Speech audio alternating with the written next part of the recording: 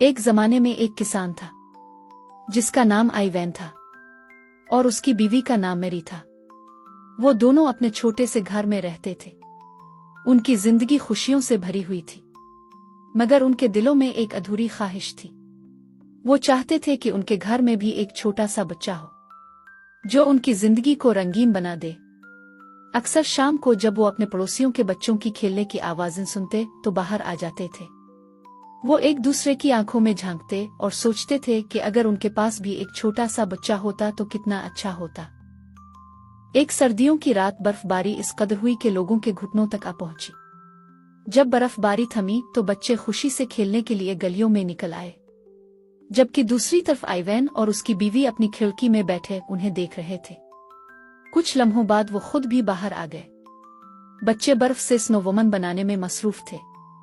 क्यों ना हम भी स्नो वुमन बनाएं? नहीं, हमें स्नो चाइल्ड बनाना चाहिए। तो चलो फिर शुरू करते हैं।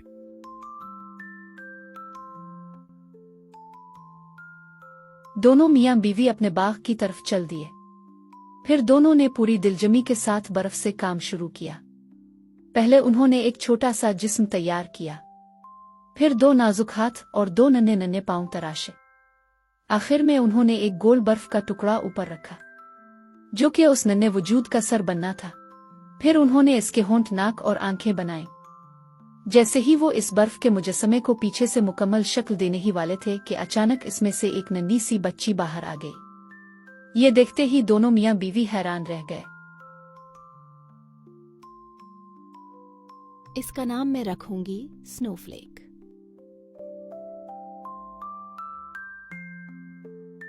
मियां बीवी अब बेहद खुश थे। वो अपनी प्यारी स्नोफ्लेक के लिए नए नए कपड़े तैयार करते थे और इसे दिलकश गीत सिखाया करते थे। स्नोफ्लेक निहायत ज़हीन थी। वो हर चीज फौरन सीख जाती थी। उन तमाम खूबियों के साथ साथ वो बहुत फरमाबरदार भी थी, जिसकी वजह से मियां बीवी का दिल हमेशा खुश रहता था।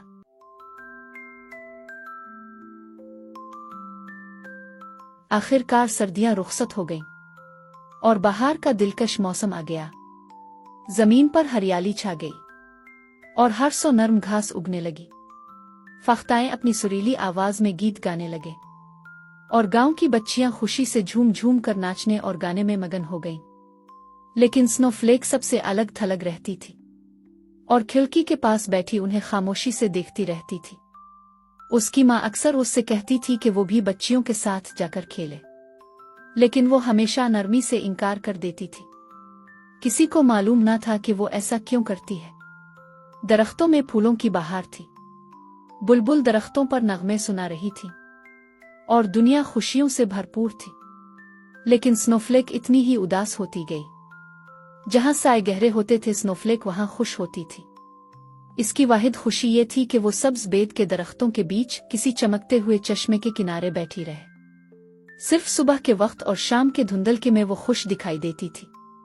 इसी तरह जब भी कोई बड़ा तूफान आता था और जमीन ओलों से सफेद हो जाती थी तो वो खुशी से चमक उठती थी और पहले की तरह खुश और खुर्रम हो जाती थी।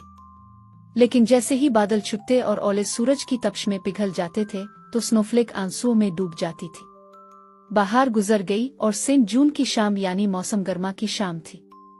ये साल का सबसे बड़ा त्योहार था, जब नौजवान लड़कियां जंगल में नाचने और खेलने के लिए जमा होती थीं। लड़कियां स्नोफ्लेक को लेने आईं, लेकिन स्नोफ्लेक उनके साथ जाने के लिए राजी न थी।